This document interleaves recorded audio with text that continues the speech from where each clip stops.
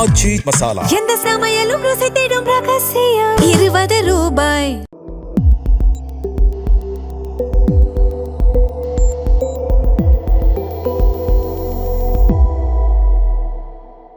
Sir வணக்கம். வணக்கம். TVK பொறுத்தவரை ரொம்ப தெளிவாக இருக்காங்க. திமுக எதிர்ப்பு தான் நம்மளோட மெயினான பொலிட்டிக்ஸ் அப்படின்றத கையில் எடுத்துட்டாங்க. வெறித்தனமாக திமுக அட்டாக் பண்ணுறாங்க. முதல்வர் அவர்களோட கரூர் ஸ்பீச்லையும் பார்த்தோம்னா திமுக எதிர்ப்பு தான் 90%. நாம் பார்த்த அளவில் திமுக ஆஸ் அன் இன்ஸ்டிடியூஷன் அதிமுகவை கையாண்டு அவங்க பழகிட்டாங்க. 50 இயர்ஸாக அதிமுகவை டீல் பண்ணுறாங்க. இன்னைக்கும் அவங்களோட இன்ஸ்டிடியூஷன் பார்த்தோம்னா அதிமுகவை டீல் பண்ணுறதுக்கு ஏற்ற மாதிரி தான் அமைக்கப்பட்டிருக்கு. இப்போ திடீர்னு தாவேக்கான்ற ஒரு பெரிய சக்தி உருவாகியிருக்காங்க. திமுகவை வெறித்தனம் அடிக்கிறாங்க. எனக்கு என்னமோ பார்க்கும்போது திமுகனால சரியா சூழலை ஹேண்டில் பண்ண முடியலையோன்னு தோணுது. கொஞ்சம் தே ஆர் ஸ்டண்ட்ன்ற மாதிரி தோணுது. எப்படி they are stunt. You are absolutely right. Your assessment is 100% correct. ஏன்னா அவங்களோட அரசியல் என்பது 72 எம்ஜிஆர் அதிமுக ஆரம்பித்ததுலேருந்து 77 பவருக்கு வராரு. அதுலேருந்து இன்ன வரைக்கும் 54 வருஷமாக whether there in and out, whether there in or out of power வந்து ஏடிஎம்கேவை டீல் பண்ணுறதுக்கு ஏற்ற மாதிரி தான் டிஎம்கேவோட இன்ஸ்டிடியூஷனல் ஃப்ரேம் ஒர்க்குன்றது இருக்கும். எக்ஸாக்ட்லி.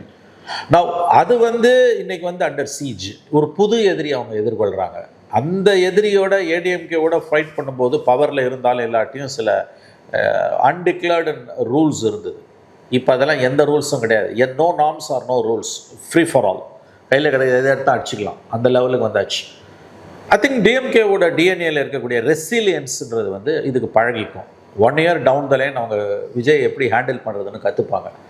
கொஞ்சம் அவங்க சில நீக்குப்போக்காக சில சேஞ்சஸை பண்ணாங்கன்னா I think which they are capable of doing it. அவங்க இதை ஹேண்டில் பண்ணுவாங்க. பட் இந்த சூழ்நிலை இன்னைக்கு இந்த நிமிஷம் பார்த்தீங்கன்னா அவங்க புது எதிரியை சந்திச்சுட்ருக்காங்க. இதுவரை அவங்க சந்திக்காத ஒரு எதிரியை அவங்க சந்திக்கிறாங்க.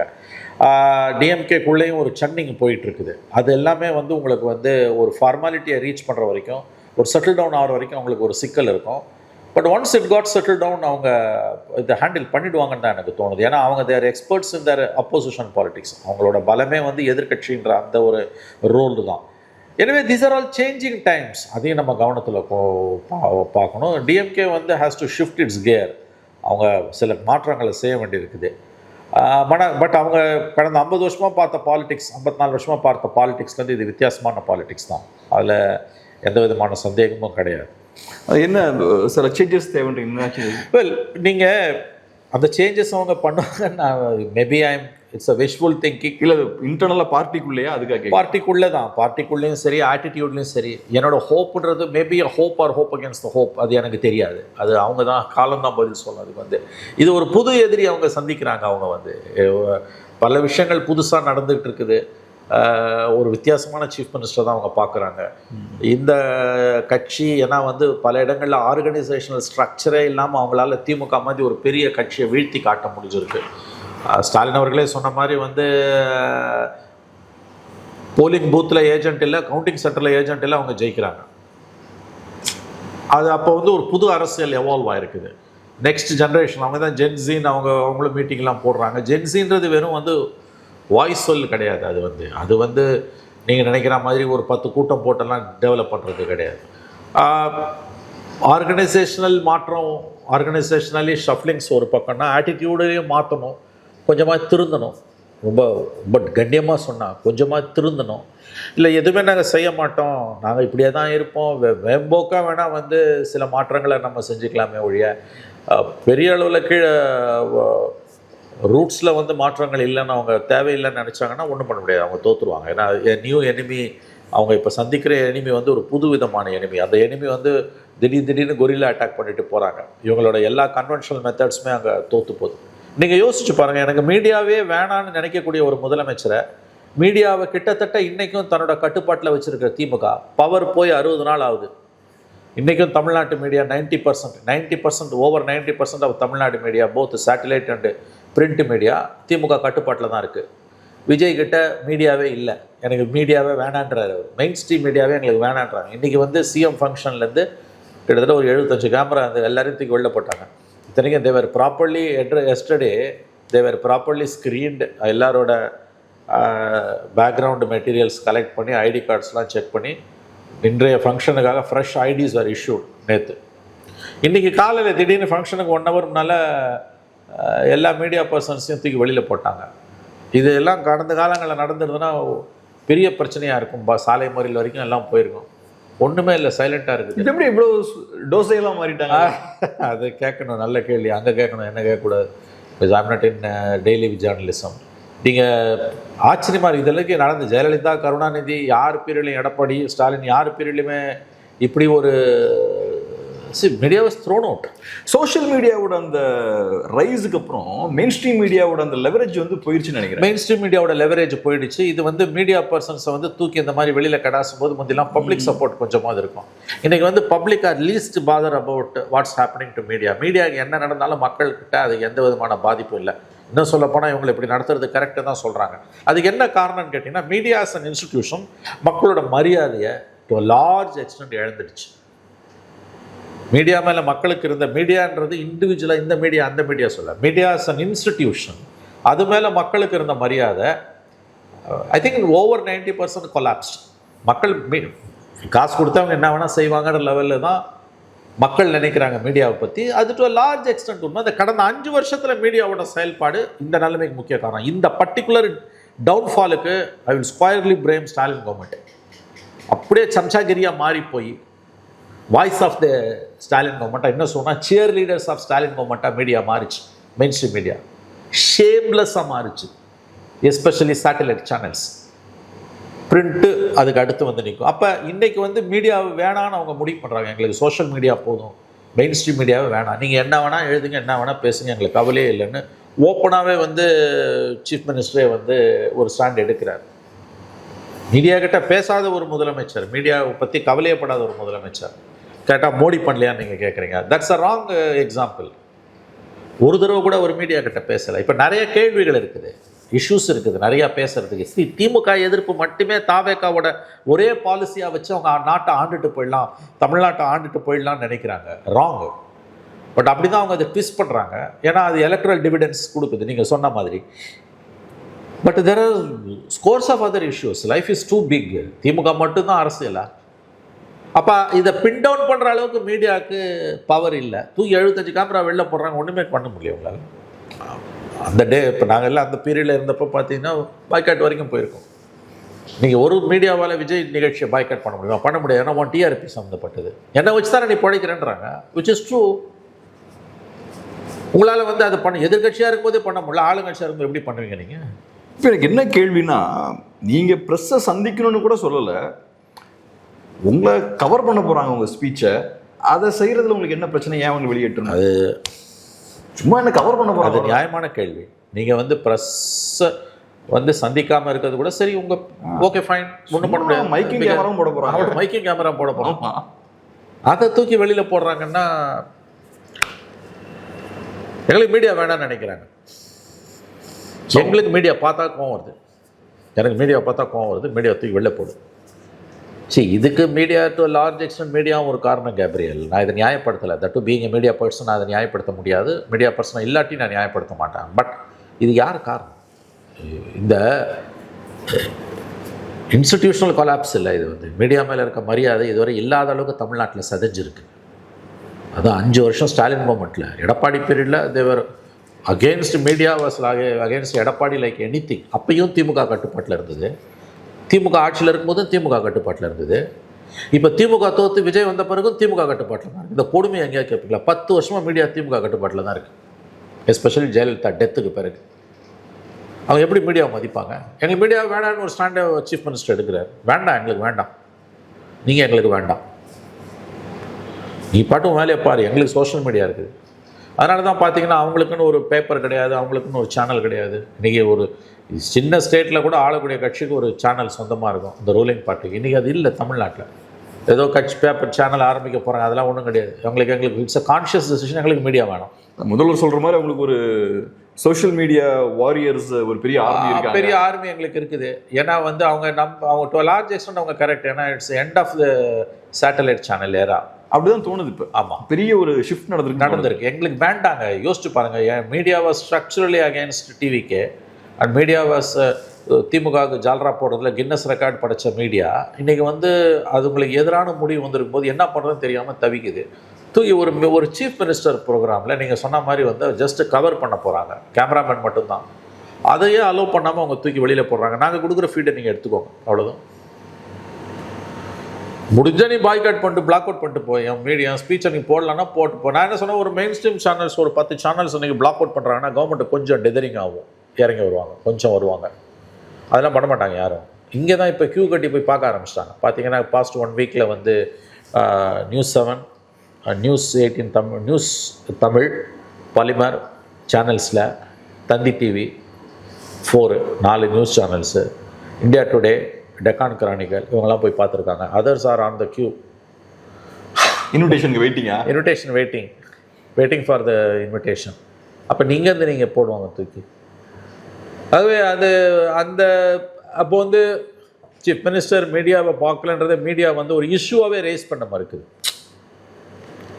ஜெயலலிதா சிஎம்மாக இருக்கும்போது காரை பிளாக் பண்ண இன்சிடென்ட்ஸ்லாம் நடந்திருக்குது. சன் டிவி ரிப்போர்ட்டர் அரெஸ்ட் பண்ணப்போ அப்புறம் ப்ரெஸ்ஸை பார்க்காம போனாங்கன்னா தேடி போய் துரத்தி போய் பார்த்ததெல்லாம் நடந்தது. ஸ்டாலின் பீரியட்லேயே வந்து மீடியா அந்த சரண்டர் ஆகிடுச்சு. ஏன்னா ஸ்டாலின் வந்து 1-to-1 வந்து அவருக்கு கம்ஃபர்டபுளாக இருக்க ஜேர்னலிஸ்ட்கிட்ட பேசுவாரே தவிர மற்றபடி ஃபுல் ஃப்ளெஜ்டு ப்ரெஸ் கான்ஃபரன்ஸ் ஒன்று கூட ஒரு 2-3 அட்ரஸ் பண்ணார். But that was கொரியோகிராஃப்டு.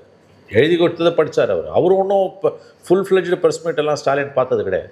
பட் அவங்களால மீடியாவை குட் புக்ஸில் வைக்க முடிஞ்சுது. இவங்க எங்களுக்கு மீடியாவே வேணான்றாங்க. ஒன்றும் பெரிய வித்தியாசம் கிடையாது ஸ்டாலினுக்கும் விஜய்க்கும் மீடியாவை டீல் பண்ணுறதுல.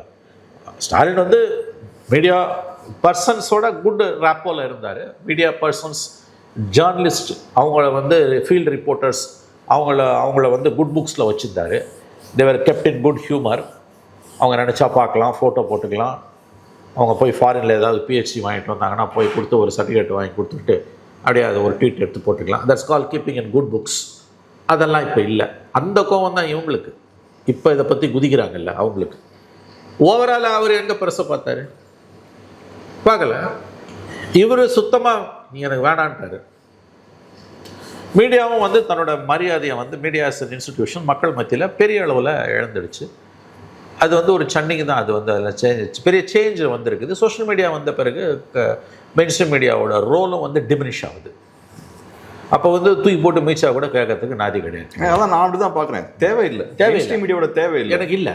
எனக்கு தெரிஞ்சு தாவேக்காவுக்கு மெயின் ஸ்ட்ரீம் மீடியாவோட தேவை இருந்ததுன்னா அதையும் சரி செய்யறதுக்கான கெப்பாசிட்டி அவங்களுக்கு அவங்கள பொறுத்தளவுல நோ யூஸ்ன்னு பார்க்குறாங்க. ரெண்டாவது, நான் சீஃப் மினிஸ்டர் பார்த்தாலும் பார்க்காட்டியும் நீங்கள் வந்து நிற்க தான் போகிறீங்க, அதில் எந்த சந்தேகமும் இல்லை. ஓனர்ஸ் வந்து பார்த்துடுறாங்கல்ல, தட்ஸ் இனஃப். கரெக்டாக தான் நீங்கள் சொன்ன. ஓனர்ஸ் வந்து பார்த்துருவாங்க, ரிப்போர்ட்டர் தூக்கி வெளில போடுவோம். அது மாதிரி நீங்கள் சொன்ன மாதிரி இப்போ விஜய் அவர்களோட தேவை மீடியாவுக்கு இருக்குது. இப்போ உதாரணத்துக்கு இவெண்ட்டை தான் கவர் பண்ண முடியலையே தவிர இறங்கினார், ஏறினார், வண்டியில் போகிறார், போனார், சாப்பிட்டார், அதை போட்டுக்கிட்டே இருக்காங்க. பயங்கரமான மியூசிக் எல்லாம் போட்டு போடுறதில்ல. உன் கேமராமேனை தூக்கி வெளில போடுறான், நீ எதுக்கு கவரேஜ் காமிக்கிறேன்? ஏன்னா உன் ஓனர் போய் அங்கே பார்க்குறாரு. ஓனர் பார்த்த பிறகு ரிப்போர்ட்டருக்கு என்ன மரியாதை? ப்ளஸ் நீ கவர் பண்ணலாம், உங்களுக்கு தான் லாஸ். கவர் பண்ணலாம் உனக்கு லாஸ். கரெக்டு. நீ கவர் பண்ணாமல் போ, நான் கூப்பிட்டேனா உன்னை? அப்போ அந்த அந்த அந்த ரோலே வந்து இன்றைக்கி வந்து மெயின் ஸ்ட்ரீம் மீடியாவோட ரோலே வந்து இன்றைக்கி நம்ம ரீடிஃபைன் பண்ண வேண்டிய அளவு இருக்குது.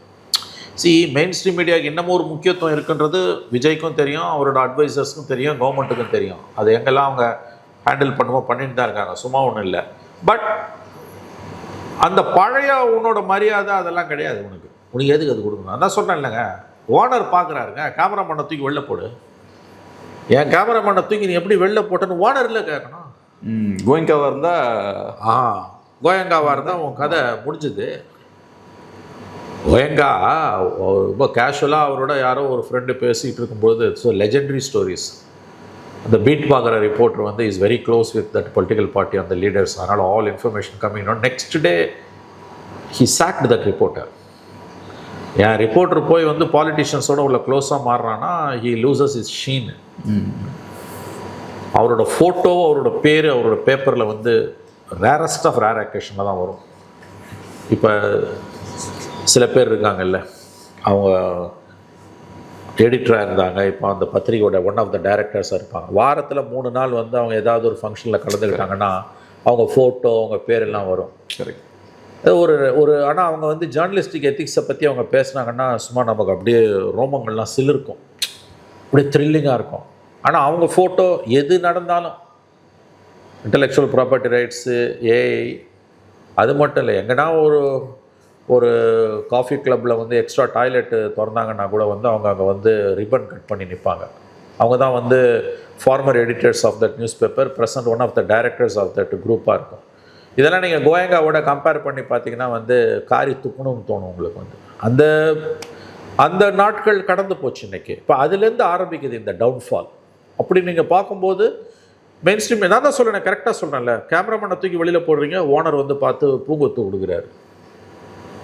கேமராமேனை தூக்கி வெளில போட்டிங்கன்னா நான் வரமாட்டேன், நான் எதுக்கு உன்னை வந்து பார்க்கணும் அப்படின்ற எண்ணம் இருக்கணும்ல. அது இல்லை உங்களுக்கு வந்து.